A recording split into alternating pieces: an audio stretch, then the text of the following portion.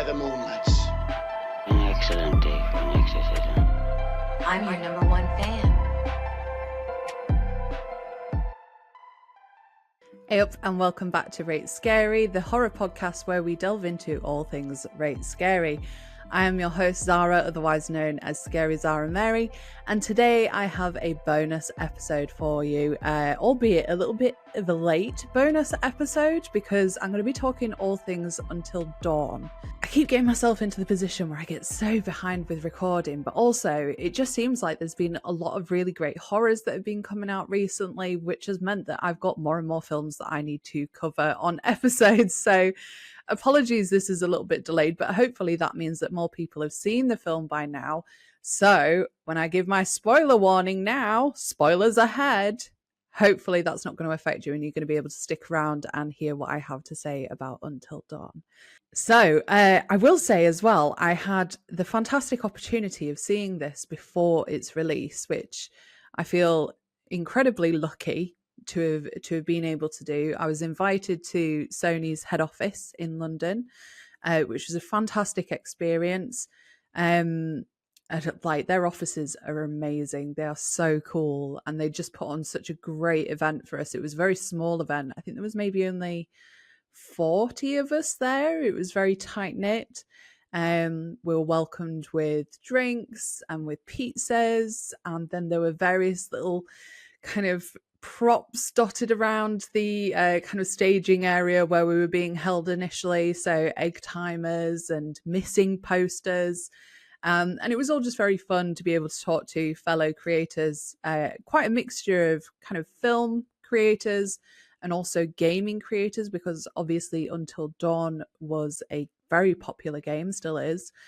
And then we got taken through into some private screening rooms. So again, there were 2 of them, perhaps only 20 of us in each, if that.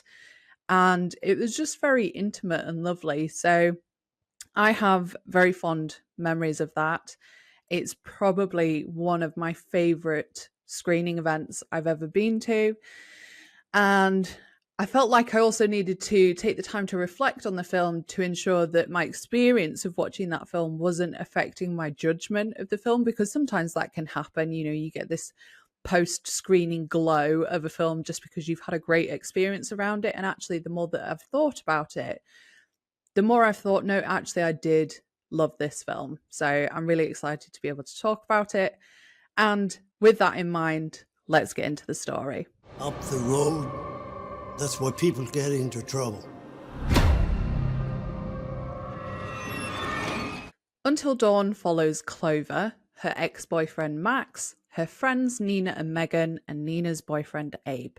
And they are trying to retrace the whereabouts of Clover's missing sister, Melanie. They haven't got an awful lot to go on, but they do have some video clips of Melanie, and the group stops by a gas station where Melanie sent her video from, and Clover meets the gas station attendant, Hill. He claims that people tend to go missing on the road towards a mining town called Glore Valley. Hearing this, the group travels to the town, but heavy rainfall forces them to seek shelter at a visitor centre. However, the rain weirdly only affects the surrounding area and not the Valley of Glore itself. And in the visitors centre, Abe finds a wall filled with posters of missing persons, including Melanie's. The group are very clearly confused and they're trying to look around for clues, and as night falls, Nina signs into the centre's guest book. They explore the downstairs and the group finds another house underneath the centre. But just at this point, a masked assailant wielding a pickaxe suddenly attacks and kills everyone. Now, if that was the end, it would be a very short film, but the group awakens on the first night with a new guest book signature and their missing person posters on the board. But suddenly, the lights go out and reveal a dilapidated house across from the centre. Megan is possessed and killed by a supernatural force that also drags Clover into the house, where she meets an elderly Glore Valley resident who possesses her, telling her that she can either survive the night or she can become part of it. Abe tries to flee with Nina, but they encounter a giant monster outside the centre and after turning back are murdered by the masked assailant. Possessed, Clover kills Max before she's run over and dies. The night then begins anew as the group realises that they are stuck in a time loop with only 13 deaths before they disappear like the other visitors. In order to try and avoid the masked assailant and other characters that seem to be coming to get them, they barricade themselves in the bathroom. They are desperate for a drink, so they drink tap water, but this unfortunately causes each one of them to explode violently, and the entire group dies. But as Clover is perishing, she sees Hill, that gas station attendant from earlier, who actually reveals his involvement and urges her to keep moving.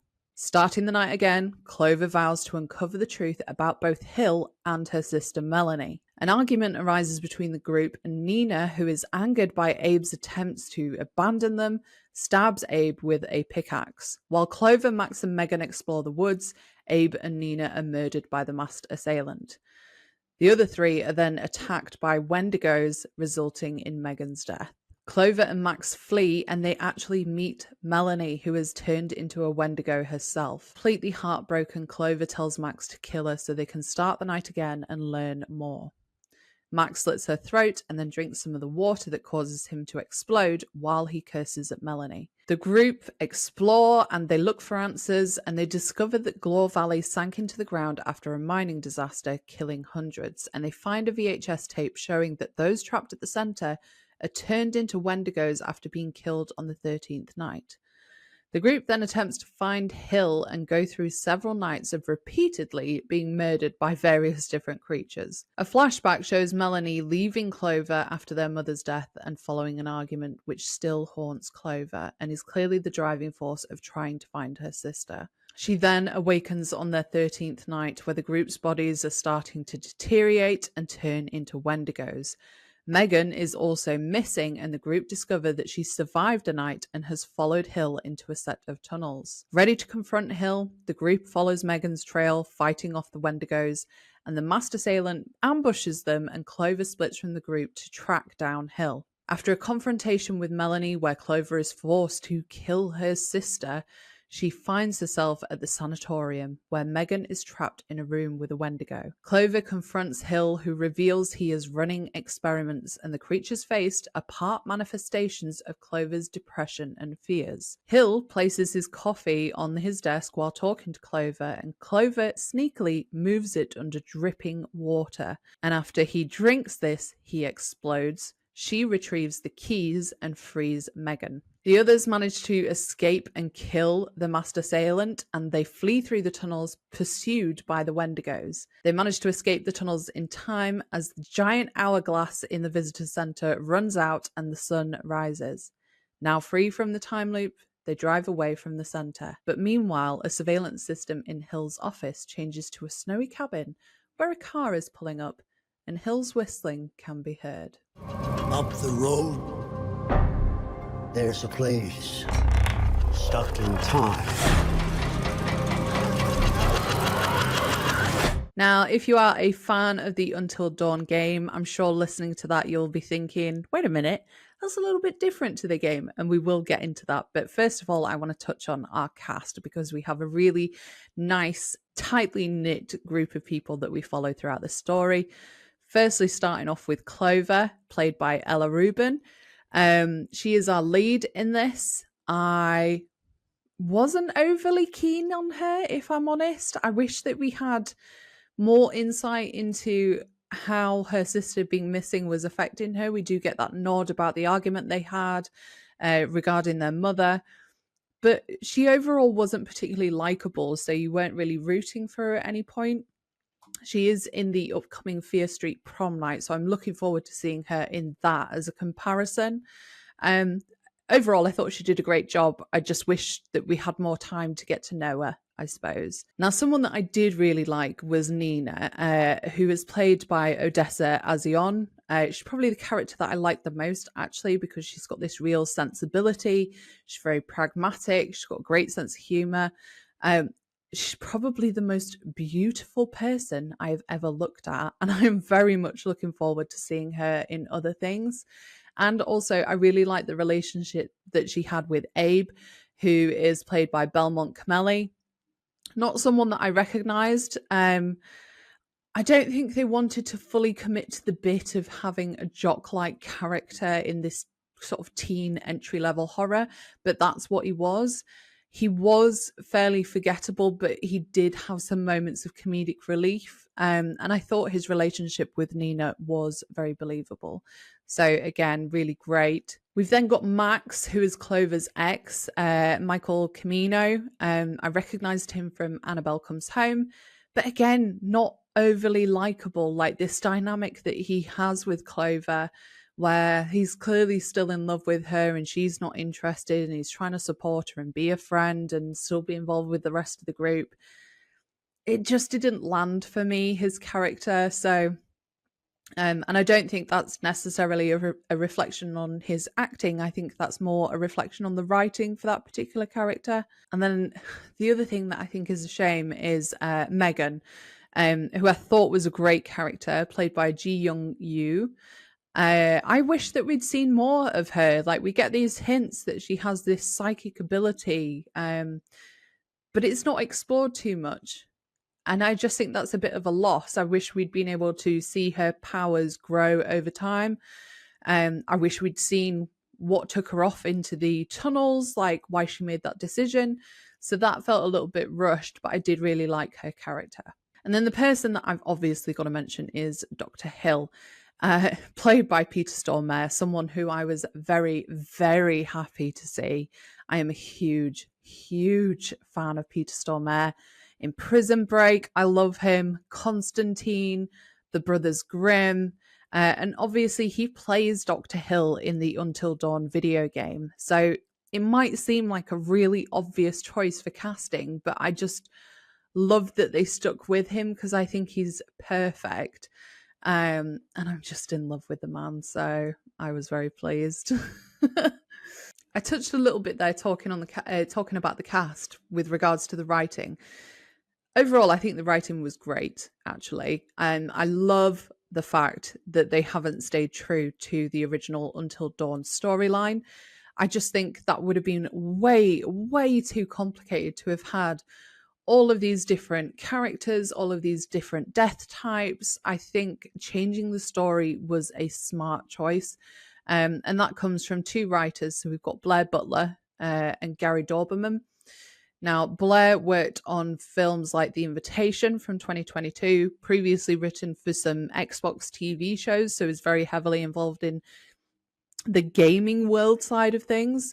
Whereas Gary has worked on the Salem's Lot TV show, both of the Nun films, It Chapter 1 and 2, all of the Annabelle films. He's a very prolific horror writer. So I think pairing them two together, so Blair's experience of the gaming side of things versus Gary's experience, a lot of experience in the horror world, I think worked brilliantly for the film. And that was all brought together as well by director David F. Sandberg. David's worked with Gary previously on Annabelle Creation. He's also worked on Lights Out from 2016. He's worked on loads and loads of horror shorts. And I think he did a fantastic job with the direction of Until Dawn. Like, I think it's great to look at. It's beautifully saturated. I think it feels very true to the game in terms of its vibe and aesthetic. And I think there were some brilliant nods to the game, which we will come on to as well. And, you know, speaking of how the film actually looks, a lot of that is down to the cinematography. This is done by Maxime Alexandre, who also did two of my other favorite films, Crawl and Mirrors, both absolutely terrifying, very, very different horror films. And you can add Until Dawn into that mix now. It's just got this very dark, gloomy vibe to it. And they've worked on a few films with David F. Sandberg before, The Nun and Annabelle Creation. Again, very dark, gloomy, a lot of shadow work. But Maxime was also cinematographer, most loved TV shows ever, The Haunting of Bly Manor.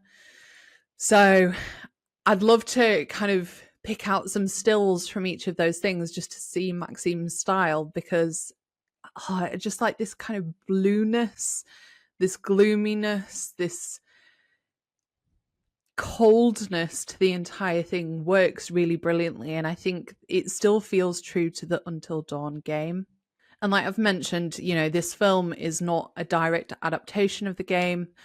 like I said, the film would have to be like 12 hours long in order to do that. So I think it's completely unrealistic to expect this to be a direct copy of the game. It wouldn't have been interesting enough either, because there would have been no interactivity, which is the whole point of the game.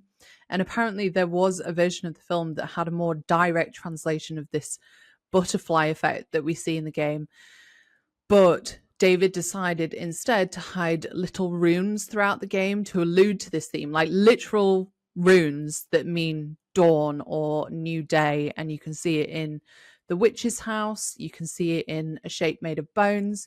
You can see it on the pickaxe. Megan wears a butterfly necklace and earrings. So I love that they decided instead to go with those little nods and references for the fans of the game.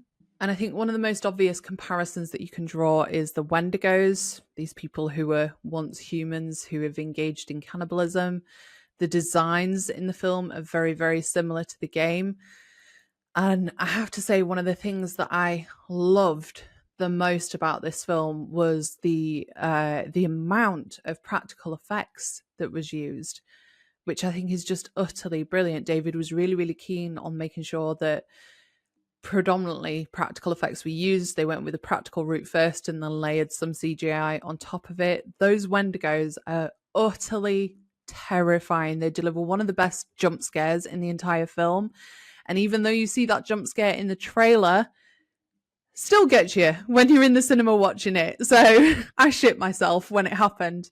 And I think the other thing, talking about practical effects just briefly before coming on to some of the other Easter eggs, the scene in the bathroom where these guys drink the tap water and then explode all over the bathroom. It was horrifying. It was a great scene to deliver some comedic relief in the middle of the film. And it was just grotesque. And I thought that was fantastic. I think even if you don't love this film, that scene in particular is a memorable scene. Like, you will absolutely remember that and recommend even just that one scene to people. So I love the amount of practical effects that are included in this film. But yeah, going back to some of the Easter eggs, so if you are an Until Dawn gamer fan, there's other little things in the film. So in the film, we have a store, and that is called Hartley's, and that is a nod to Chris Hartley from the game. In the lodge, the guest book is similar to the character Hannah Washington and the diary that she kept, because her handwriting becomes less discernible as she transforms into a Wendigo. The witch could be compared to the mystery man from the video game who uses gas to render his targets unconscious, and that's what the witch does. We've then got a patient's file on Dr. Hill's desk, and that is Joshua Washington, the main character of the game. And the picture is of Rami Malek, who provided the voice and the character design. And then most obviously is the ending. So the final shot that we get on the TV of the ski lodge, that is the location of the Until Dawn game. So, like I said, if you are a fan of the game, there are so many little nods and references to that game that I don't understand how you can hate on the film when clearly the people who have created the film have taken real care and precision to make sure that those game fans are looked after, because it is such a different story. And I think people who are hating on the Until Dawn film, predominantly who are fans of the game, are doing so because they're just so bloody protective of the game. Like, I love the game and I had an absolute blast with the film. And I think it's fine to enjoy both without being hyper protective of the game. I think this is a really fun popcorn horror film. I think it's fairly entry level, but that doesn't make it a bad thing. I think there's some fantastic jump scares that are in there that you can have an absolute blast with. And it's definitely a film that I would happily watch again. And it's actually coming to digital release soon, I think in the next couple of weeks, middle of June. So if you haven't seen it yet and you've listened to this ramble of mine about the film, then you haven't got long to wait until you can actually watch it at home. I think it would be brilliant to watch at home. Can you imagine, like, lights out, under a blanket? I know it's summer and it's a bit warmer, but still, get some candles lit have some buddies round and watch Until Dawn. I think that's fantastic. So hopefully you've stuck with me through that bit of a ramble about Until Dawn. Like I said, I absolutely loved the film. I thought it was brilliant. I'm really excited to watch it again. I'm excited to introduce other people to it as well. But do let me know in the comments if you have seen the film and what you thought of it, and also if you are a fan of the game and whether you still liked it. Or you can get in touch with me on my socials. So I am at Rate Scary on YouTube and Instagram, and at Scary Zara Mary on TikTok, Instagram, and Letterboxd. But for now, until the next episode, I'll see you with you then. I'll see you soon. They're coming to get you, Barbara. I guess everyone's entitled to one good scare, huh? I'll be right back. Game over. It's all for you. Beware the moonlights. An excellent day for an exorcism. I'm your number